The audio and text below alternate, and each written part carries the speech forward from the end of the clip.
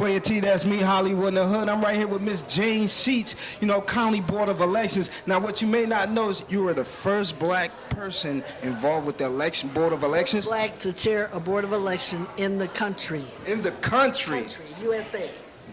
What were your qualifications, to your knowledge, that got you the job?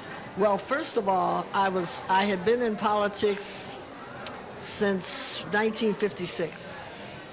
And I was, as a young homeowner, George Forbes came to my house because I was raised in hell as a president of a street club. So he came and asked me if I would join him and his group.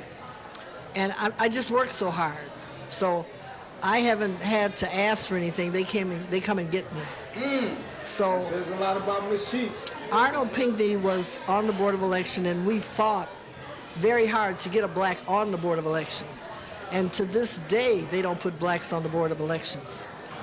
And Arnold Pinckney was in the seat, and Arnold decided to run for mayor.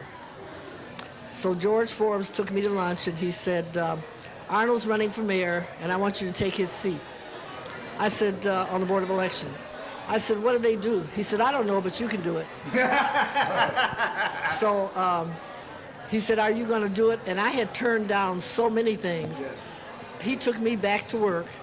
And when I got back to my job, all 3 lines were Channel 8, Channel 5, congratulating me on becoming a board member at the Board of Election. How have you come to endorse Billy Sharp for a House State Representative? I met Billy some time ago because I do a lot of voter registration. And he was over the Young Dems. And every time I see him, I tell him the Young Dems have to do something worthwhile. You can't just have meetings. You have to have them registering people or doing something. That's a lot of weight. Yeah. And like most young politicians that I run across, he didn't pay much attention at first until they find out about my background. Yeah, right. Then when they find out I've been there almost 60 years, yeah.